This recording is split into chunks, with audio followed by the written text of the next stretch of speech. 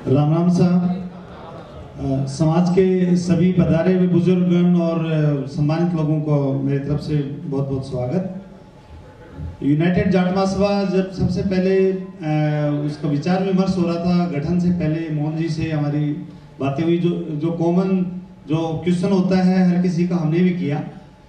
But एक संस्था बनती है और डेफिनेटली एक नई संस्था बनती है, तो अगर जिस हिसाब से मेहनत की है, प्रॉपर उसका संविधान बनाया है, और एक आदमी 3 साल रह सकता है, 3 साल के बाद अगर दोबारा चुना जाता है तो वापस 3 साल रह सकता है, और 6 साल से ज्यादा एक आदमी एक पद पे नहीं रह सकता।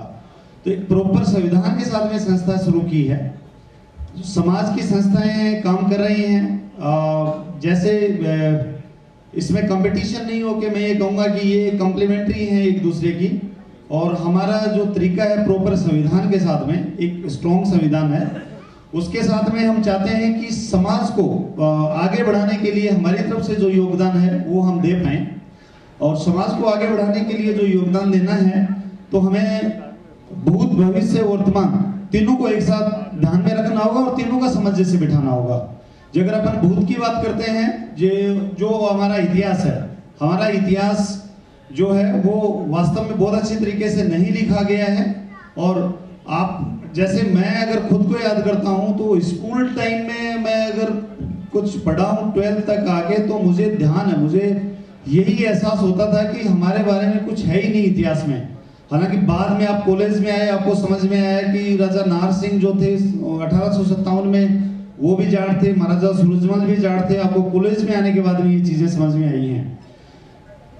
जाट के इतिहास में अगर मैं ज्यादा एग्जाम्पल नहीं बताना चाहूंगा, लेकिन जब 17वीं शताब्दी में जब औरंगजेब के सामने कोई सिर उठाने की हिम्मत नहीं करता था, उसका आतंक था, जैसे जिसको काट दिया, जिसको मार दिया, जहां जो करना है मंदिर ढा दिया, उस वक्त तिलपत का एक आदमी कुछ लोगों को इकट्ठा करके औरंगजेब के सामने विद्रोह कर सकता है। मैं गोखला जाट की बात कर रहा हूं, विद्रोह कर सकता है। और उस वक्त औरंगजेब का विद्रोह करने के लिए या मुगलों का विद्रोह करने के लिए एग्जाम्पल भी नहीं होते थे। या तो खालसा पंथ था जो उस वक्त सिख धर्म नहीं बना था, या मराठा थे जो बहुत ही गिने चुने थे और जिनका कोई साम्राज्य भी नहीं था उस वक्त। इसके बाद में जब अंग्रेज आए हिंदुस्तान में, अंग्रेज आए, अंग्रेजों में आप 1906 से पहले आप अंग्रेजों की कोई ऐसे नहीं सुनोगे कि अंग्रेज ये युद्ध हार गए या अंग्रेजों ने ये वाला डिसीजन है ये अपना वापस ले लिया, कभी नहीं हुआ। लेकिन सरदार अजीत सिंह ने अंग्रेजों को पहली बार, लोगों को पहली बार दिखाया, सरदार अजीत सिंह ने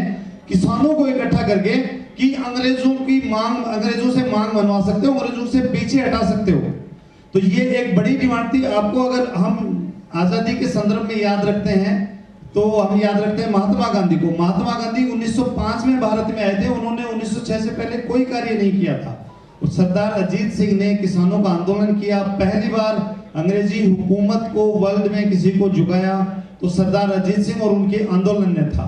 तो हम जो हमारी जो समाज है उसमें बहुत हिम्मत है, साहस है और काम करने की क्षमता है, मेहनत करने की बहुत क्षमता है, और बहुत ही जीनियस लोग भी हैं। आपके सामने स्टेज पे भी बैठे हैं, विभिन्न संस्थाओं के पदाधिकारी हैं जो पहली और दूसरी रो में भी बैठे हैं, जो समाज को भी लीडरशिप देना चाह रहे हैं, और समाज के युवा लोग भी बैठे हैं जो सबके बीच में बैठे हैं। मैं यही कहूंगा कि जाट समाज को अगर एक ऐसी अप्रोच मिलती है कि सभी लोग इकट्ठे हों, हाँ, हमें एक सतत प्रयास की जरूरत है, हमें हिम्मत नहीं हारने की जरूरत है, और हम जो करना चाह रहे हैं हम उस पर अडिग रहें। अगर हम उस पर लगे रहें, ये जो संस्थाएं हैं, काफी सारे काम हुए हैं कि साहब ठीक है, जो अचानक से एक काम हो गया फिर उसके बाद में संस्था ढीली पड़ गई। हम चाहते हैं कि ये संस्था सतत लगी रहे, शिक्षा के क्षेत्र में काम करे, बड़े बड़े एजुकेशनल इंस्टीट्यूट्स हों, साथ में हॉस्पिटल, डिस्पेंसरी, ब्लड बैंक्स हों, और एक जो सामुदायिक भवन होते हैं या समाज उपयोगी भवन है संस्था के हों।